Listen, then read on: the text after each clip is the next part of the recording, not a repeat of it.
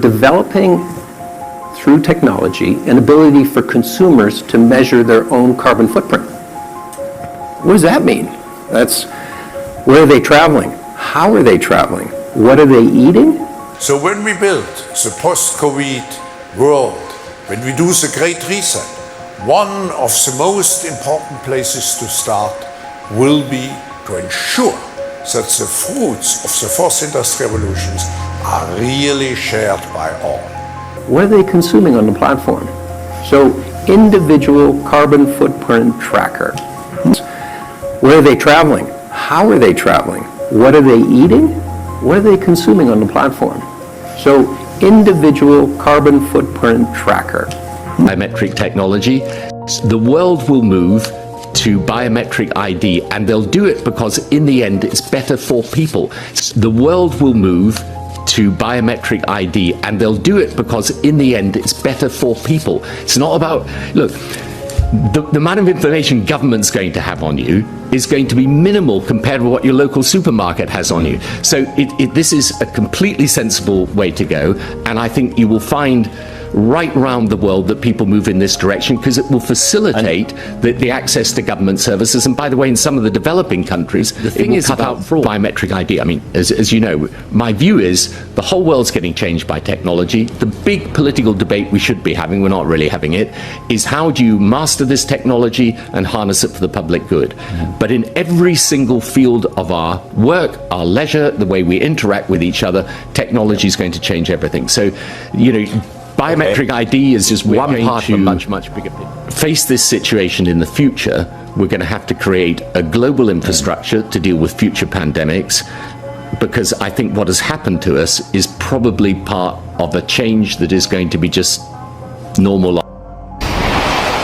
Today, I am announcing this government will make a new free of charge digital ID mandatory for the right to work. Digital ID mandatory for the right to work by the end of this Parliament. Let me spell that out. You will not be able to work in the United Kingdom if you do not have digital ID. It's as simple as that. And hopefully campaigning enough with all the stakeholders, meaning European Parliament, meaning European Council, meaning European Commission, so that we can eventually, not put to bed, but put to reality this digital euro.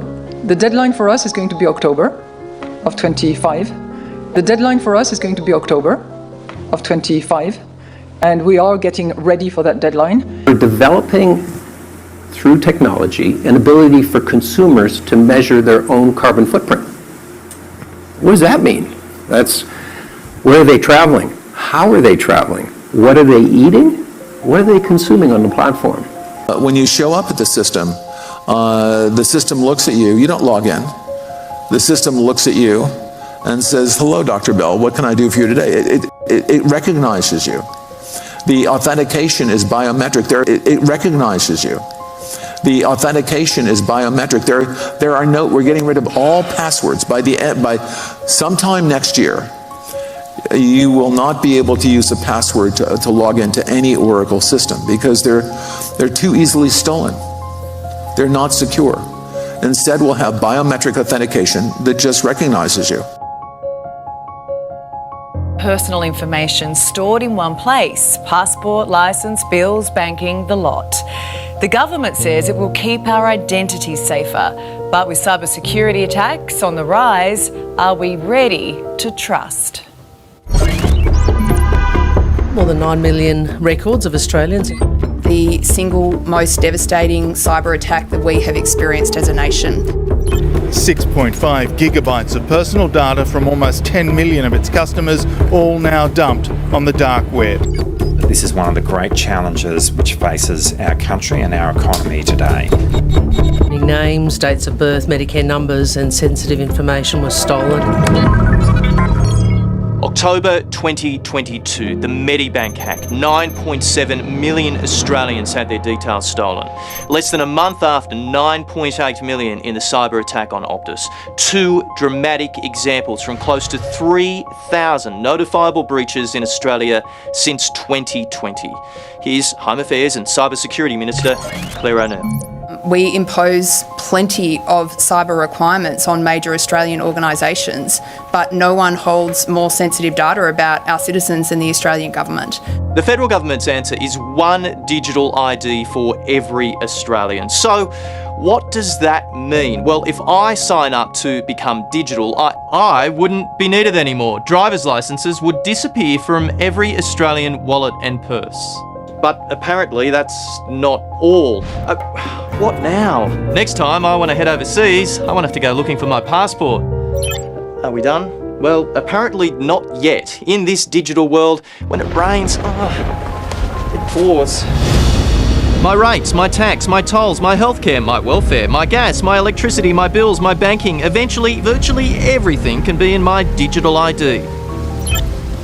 Hello, just a question here, please. Can we trust the government to keep our sensitive personal information safe? Let's ask an expert.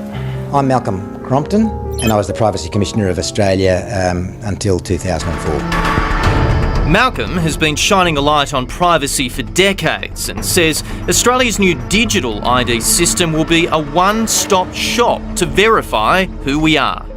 Instead of you having to have many passwords, many sign-ins, do many enrolments in lots of different systems, you can use this one system for more and more of it, including government state, government federal, bank, telco, utilities, energy, and so forth.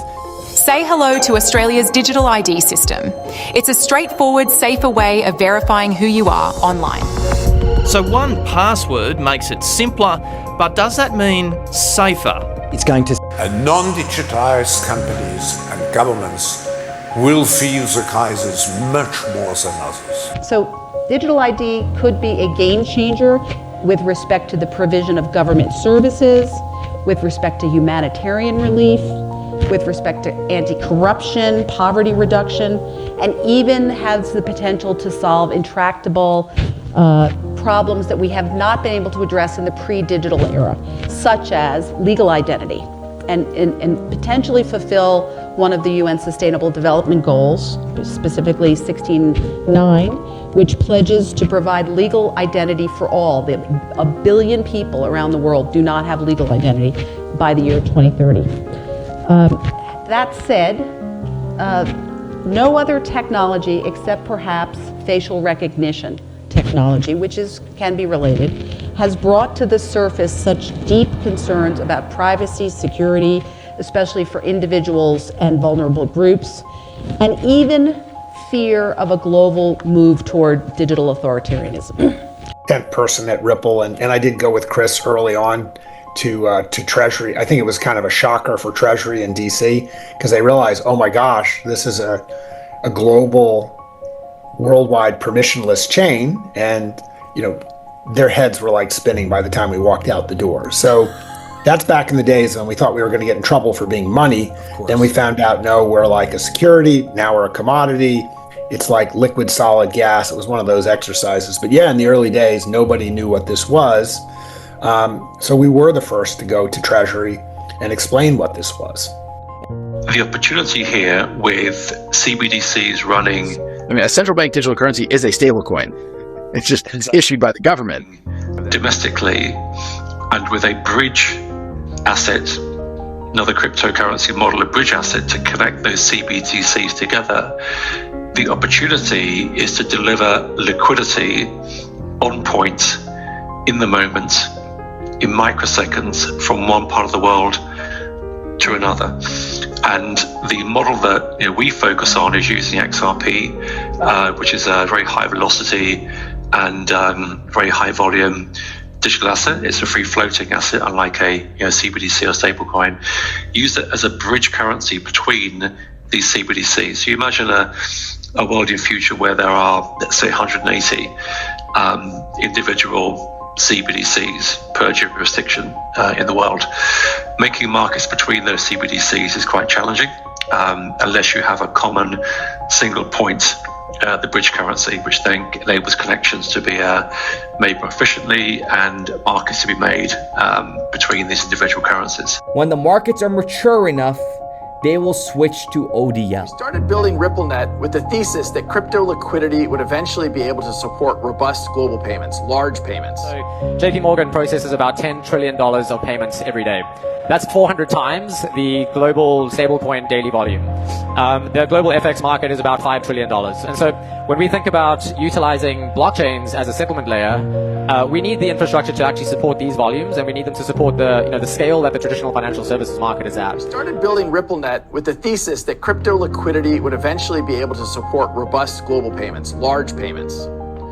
RippleNet was designed so that customers seeing the benefits of our fiat-based network could flip the switch to ODL once the market was mature enough. Breaking, don't forget about this, just 7 days from now, the U.S. Treasury set September 30th for a full modernization of its payment infrastructure.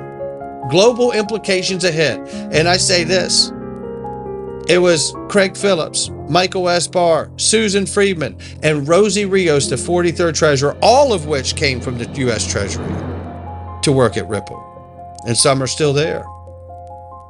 Could that be a part of this modernization of the U.S. Treasury system? Here we go. The difference will not be between those who are disrupted and those who survive, but it will be between those who are cannibalized because they are not seeing it coming and they're not embracing it, and those who self-induce that cannibalization, and I'm using cannibalization on purpose because it's a bit of a striking, horrible word. And non-digitized companies and governments will feel the crisis much more than others. But it's really what it means. It's you're going to disrupt your business model, you're going to change it, you're going to reduce your cost, you're going to expedite your transactions, and you're going to continue to inspire confidence because you will build that on the basis of an existing backbone, which is your bank and the confidence relationship that you've established with your customers. So that's where I see changes happening now. If you think of Circle and Ripples and all those, that's where they are active and helpful. If you think of Circle and Ripples and all those, that's where they are active and helpful.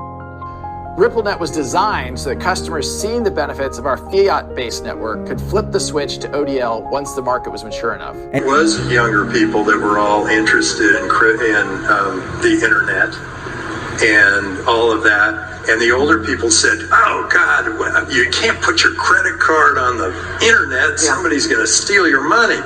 And they'd say with things like, oh God, I would never use email. It's got to be physical, or I only want to invest in hardware, something I can hold and feel.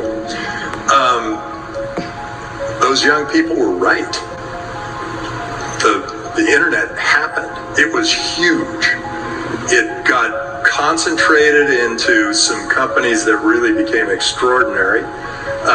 Some of them went the way of pets.com or whatever, but some of them became Amazon and Google, and big part of Apple and Facebook.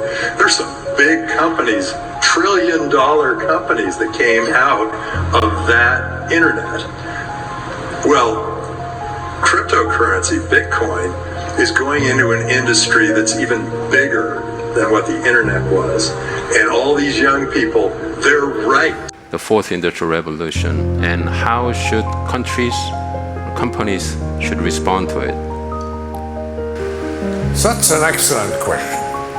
As a reminder, my notion and my book of the fourth industrial revolution is that the innovations we are seeing today in terms of artificial intelligence, the Internet of Things, cloud computing, advanced robotics, and many others, together constitute a new phase in human development, on par or even exceeding previous industrial revolutions in scale and impact.